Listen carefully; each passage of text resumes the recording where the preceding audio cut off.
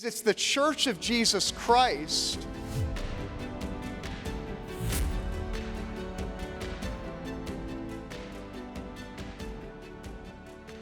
Elena Barbera, thank you so much for being here. You are the producer of American Groomer, The Kids Are Not All Right.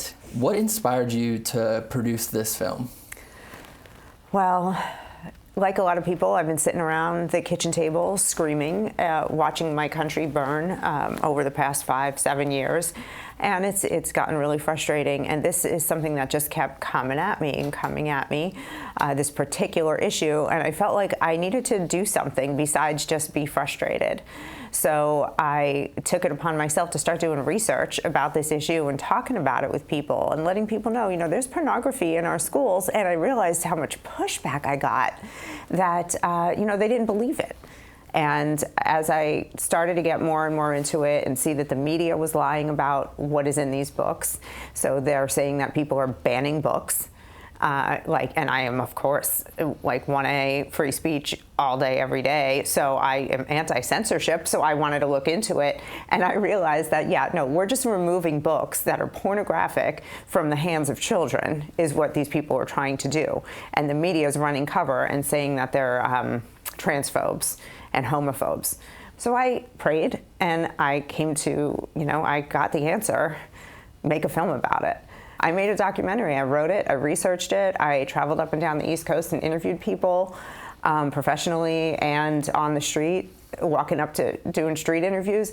And I realized that Americans have no idea how bad it is. And when they do see it, they are shocked. And we're grooming our children. There's 50 million kids in American schools, and they're seeing things that they could go their whole lives without seeing and be perfectly okay. But it's really psychologically, socially, and physically damaging to our children. When we look at statistics, we see that there's been an explosion of predominantly young people coming out as LGBTQ in some way. This is not really a coincidence, is it? This really is indoctrination of young people, specifically in the public schools. Absolutely. You go into a public school. So I'll just use one example, Boston. In Boston, they have from kindergarten materials from the Human Rights Campaign, Welcoming Schools agenda. And they have lists and lists of books and materials that you can use on 4-year-olds to teach them about their gender. So it's conversations with a child like, hey, so, when you were born, you were assigned sex at birth, and your parents, though because they saw that your sex was a boy, but they may have gotten your gender wrong. So you really may not be in the right body. You may really be a girl, or you may really be a boy. To 4-year-olds, telling them this as if it's scientific fact. So now, not only are these kids immediately getting introduced to this bonkers idea, it's unscientific, it's ungodly, it's anti-common sense. That's what's going on from kindergarten in a school in Boston, in schools all over Boston. But the Human Rights Campaign has those Welcoming Schools, cute name, isn't it? Welcoming Schools materials in all 50 states. You said that schools have really become indoctrination camps for the LGBTQ issue. How deep does this really run? What's some of the literature in the schools and in the libraries that these kids are being exposed to? Well, there are books, some of them have QR codes that if you scan them lead to XXX rated websites.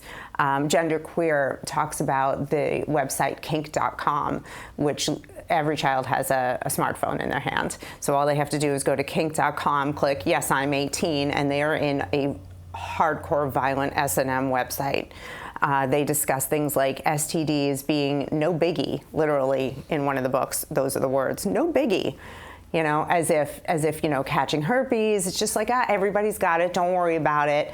They don't talk about the long-term ramifications of these diseases and that you can pass them on to a newborn child and, and all the physical and emotional pain that goes along with it. So everything has just become, everything that used to just be fringe sexual behavior is now being pushed on children in the name of inclusivity. Parents are waking up, people are waking up to what's happening in these schools. And one of my favorite Twitter accounts is Libs of TikTok, because they do a great job of just reposting videos that teachers or educators are posting in their own classrooms. And we're seeing teachers brag about, oh, I got my student to come out to me today. And teachers are bragging about reading books like Genderqueer to their students. Parents really are waking up to this. And what should parents do now that this has all been exposed?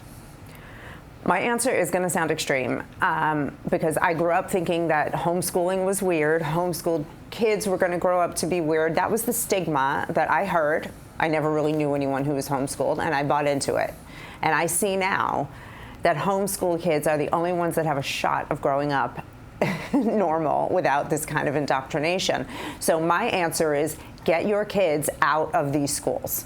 Yes, we need to go in. We need to clean up the pornography in the schools. We need to insist that this stuff stops. But that's a longer-term fight, because there are so many moving parts. You've got the teachers' unions, you've got the American Library Association actively pushing it. As I said, the Human Rights Campaign, Planned Parenthood, SIECUS, they all have tremendous influence over what's being taught in the schools. It's coming down from the White House that we normalize all of this behavior and the gender-neutral bathrooms and all that. So you can't fight all of that quickly and expect your children to not become indoctrinated in the meantime. So the first order of business for parents is save your children from it. Homeschool parents, they teach their kids in 2 to 3 hours a day. And then they learn everything they need to learn, and then they go about and they live life. The kids are out doing things, gardening and building and shopping and learning, at cooking and cleaning and learning how to live. And instead of sitting in a seat and being indoctrinated by a young teacher who just came out of her own indoctrination camp in college, because college teacher programs in most colleges now are social justice training. They're activism training. They're teaching them about DEI and climate change and LGBTQ equality, and so that they can, weave that into every single subject. So yeah, my answer, get your kids out. I know that's crazy, but you can create a pod with other parents, and everybody can take on a role in a homeschooling situation. And that's why homeschooling is growing so much, because people are waking up and saying, I do not want my kids to sit in this poison for 8 hours a day, because you have a higher chance of losing your child the longer you keep them in it. Luckily, we have people like you who decide to stand up and make this film, American Groomer, The Kids Are Not All Right. And where can people go watch the film? So they can go watch the film at AmericanGroomerFilm.com, and it's free to watch.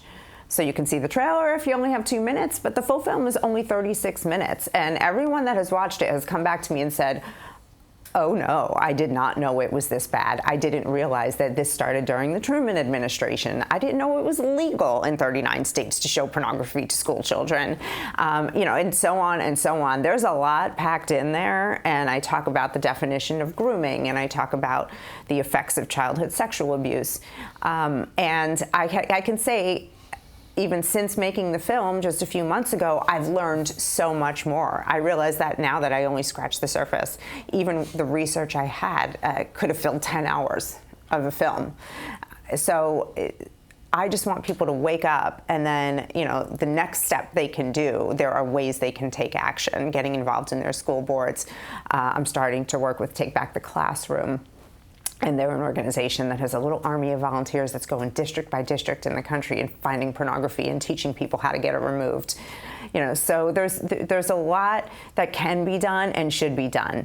And I say to everybody, if I can take $6,000 of my own money, make a film when I had no idea how to do that, learn how to interview people by studying Tucker Carlson interviews, do my own research and get a film out and figure out how to set up interviews like this, anybody can do anything and fight for this country. So if this isn't your fight, pick a fight. You've got immigration, you've got crime, you've got the economy, you've got things going on at the local, state, and federal level. Get involved. Americans need to wake up.